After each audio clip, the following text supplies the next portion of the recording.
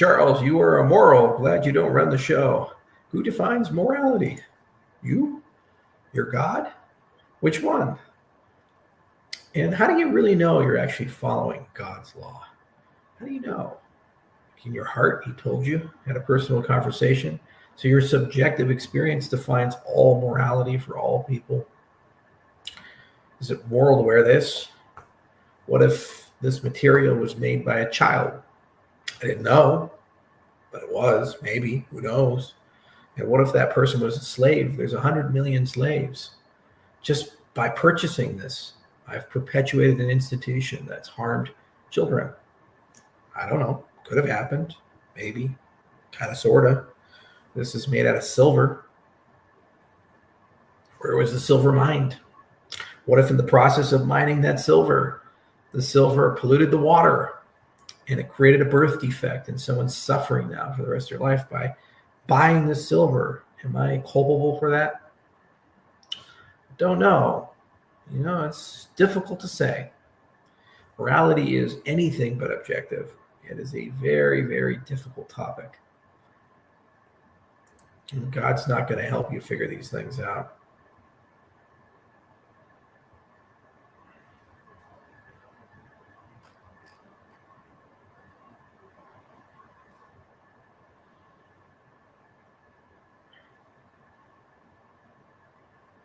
When you mislead millions of people who hang on every word you say, you're moral by anyone's standards. So what did I say that misleaded them?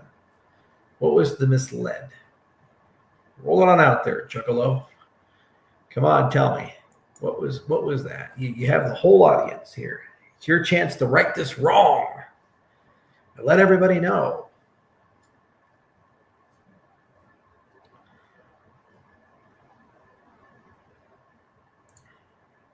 You see binary code in the fabric of life? No. Binary code is equivalent to the same encoding that we do in DNA. DNA is the encoding of life. It's pretty much everywhere. You promised me girth. You have to take all 10 of the pills.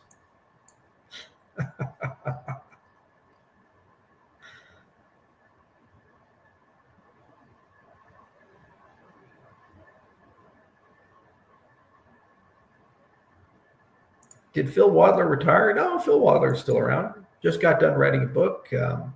He's part of the Royal Society now, and he's actually heading over this next year to the Hoskinson Center to learn about lean. He still has that boyish charm about him.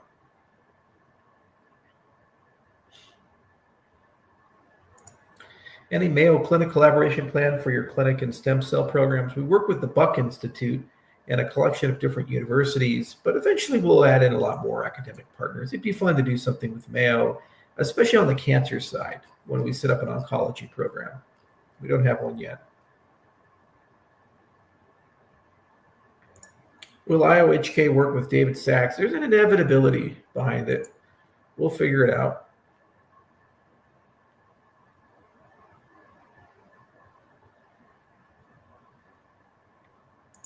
Thoughts on Aptos?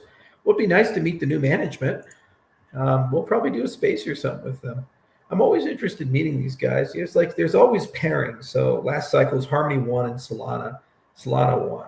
And this cycle it's Sui and Aptos. It looks like Sui is winning. And the odd man out gets a little pissed off because they have all these great people and great technology, and they try to find a way to kind of make up lost distance. So for us, it was Algorand and Tezos and Cardano led the pack. But, it's a reset every cycle. So new cycle, here we are. I do have a college degree, but you just, there you go. Yeah, well, congratulations. You're banned and deleted.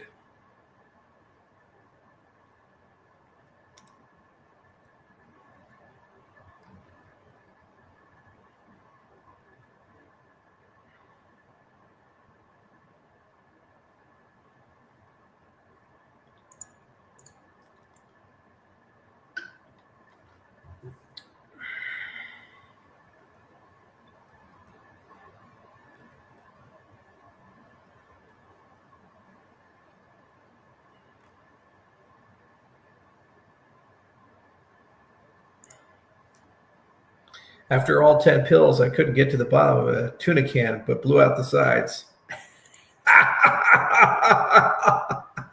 Oh, that's funny. Charles, did you do any work with Alzheimer's? My mom was recently diagnosed with that. I'm sorry to hear that. There's a few things we're looking at. There's an infusion that we're looking at that cleans out the amyloid plaques. And then also we're looking at photobiomodulation therapies. And we'll see what we can do there. It's a challenging disease, but there's kind of a cascading series of events. Inflammation in certain vasculature regions of the brain seem to promote the buildup of plaques and other problems, and then that leads to cell death and long-term dysfunction. So by the time you get diagnosed, there's already a lot of damage. And so the question is, you just clean out the plaques, does that resolve the issue, or do you have to do more?